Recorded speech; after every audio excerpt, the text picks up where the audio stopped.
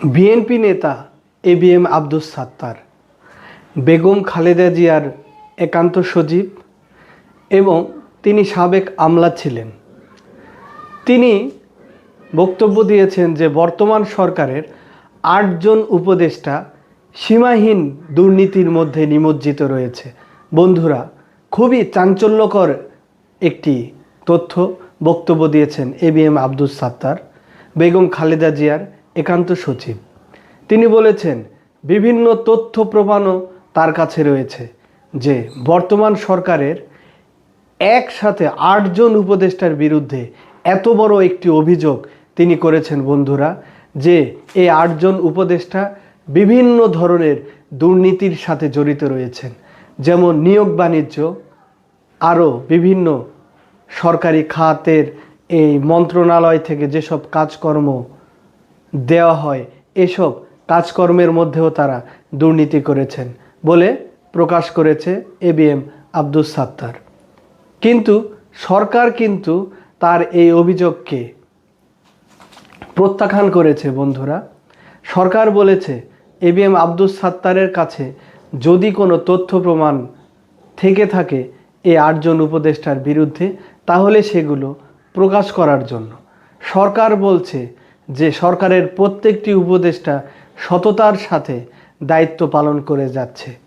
তারা কোনো কর্মক্ষেত্রে কাজ করার ক্ষেত্রে ঘুষ, নিয়োগ বাণিজ্য, দুর্নীতি তো দূরের কথা, একটি টাকা পয়সাও তারা হাতে ছোঁয়নি। এই ধরনের অভিমত ব্যক্ত করেছে সরকার, যে সরকারের প্রত্যেকটি উপদেষ্টা সৎ রয়েছে, নিষ্ঠাবান রয়েছে। এবিএম আব্দুস সাত্তারের কাছে যদি কোনো তথ্য প্রমাণ থেকে থাকে কোনো দুর্নীতির অভিযোগের, তাহলে সেগুলো প্রকাশ করার জন্য সরকার বক্তব্য দিয়ে জানিয়েছে। এদিকে কিন্তু বন্ধুরা, বিএনপির মহাসচিব মির্জা ফখরুল ইসলাম আলমগীর বলেছেন এবিএম আব্দুস সাত্তার যে বক্তব্য দিয়েছেন সেটি একান্তই তার ব্যক্তিগত মতামত, এর সাথে দল হিসেবে বিএনপি জড়িত নয় বা এটি বিএনপির কোনো বক্তব্য নয়। সরকারের যে উপদেষ্টাগণ রয়েছে প্রত্যেকটি উপদেষ্টা সৎ এবং নিষ্ঠাবান, এ বিষয়ে বিএনপি আস্থা রয়েছে।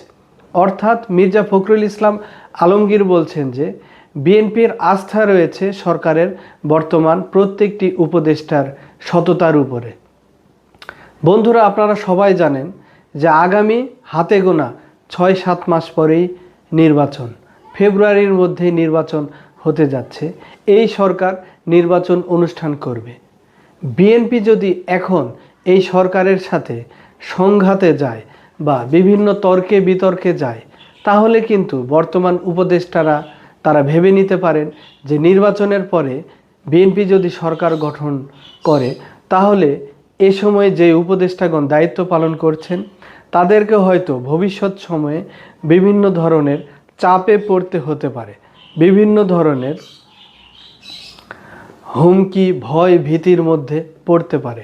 এজন্য তারা কিন্তু ভীত সন্ত্রস্ত হয়ে বর্তমানে যে নির্বাচন অনুষ্ঠান করবেন সেখানে হয়তো বিএনপির পক্ষে বিপক্ষে চলে যেতে পারে। এজন্য হয়তো দল হিসেবে বিএনপি চাচ্ছে যে তারা যেন উপদেষ্টাদের সাথে কোনো খারাপ সম্পর্ক তৈরি না হয়, ভালো সম্পর্ক থাকে, ভালো যোগাযোগ থাকে এবং উপদেষ্টারা দায়িত্বপ্রাপ্ত রয়েছেন নির্বাচন অনুষ্ঠানের জন্য, তারা যেন সুন্দর সুষ্ঠুভাবে নির্বাচনটি অনুষ্ঠান করতে পারেন এবং ভালো একটি নির্বাচন উপহার দিতে পারেন। এ কারণেই হয়তো বিএনপি উপদেষ্টাদের সাথে কোনো তর্ক বিতর্কের মধ্যে যেতে চাচ্ছে না। বন্ধুরা, আপনারা দেখেছেন যে কিছুদিন আগেও বর্তমান সরকারের 2 জন উপদেষ্টা মাহফুজ আলম এবং আসিফ মাহমুদ সজীব ভুঁইয়া, এই 2 জন উপদেষ্টার বিভিন্ন কর্মকাণ্ডের কিন্তু বিতর্ক করেছিল বিএনপি। বিভিন্ন কর্মকাণ্ডের অভিযোগ তুলে তাদেরকে হেয় করেছিল বিএনপি। কিন্তু বর্তমান সময়ে এসে এখন কিন্তু তাদের কোনো কর্মকাণ্ডেরই আর কোনো অভিযোগ, কোনো কথাবার্তা, কোনো ধরনের মতামত বিএনপি কিন্তু দল হিসেবে করছে না বা ব্যাখ্যা বিশ্লেষণ করছে না। বিএনপি কিন্তু দল হিসাবে চাচ্ছে সরকারের সাথে বর্তমান সময়ে যেন একটি সুসম্পর্ক বিরাজ থাকে, সুন্দর নির্বাচনের মাধ্যমে তারা যেন সরকার গঠন করতে পারে বা ক্ষমতায় যেতে পারে। বন্ধুরা, এটি কিন্তু সহজেই অনুধাবন করা যায়, সহজ বিষয়। বন্ধুরা, আমলাদের যে অ্যাসোসিয়েশন রয়েছে তারাও কিন্তু সংবাদ মাধ্যমে বিজ্ঞপ্তি প্রকাশ করে জানিয়ে দিয়েছে যে এবিএম আব্দুস সাত্তার যে মতামত দিয়েছে এর সাথে আমলাদের অ্যাসোসিয়েশনেরও কোনো মিল নেই, বা এটি এই অ্যাসোসিয়েশনের বক্তব্য নয়, সেটি একান্তই তার ব্যক্তিগত মতামত, এবং সাংবাদিকরা নেগেটিভলি এই নিউজটি প্রচার করেছে। বন্ধুরা, আপনারা খবরটি শুনলেন, সবাই ভালো থাকবেন। আসসালামু আলাইকুম।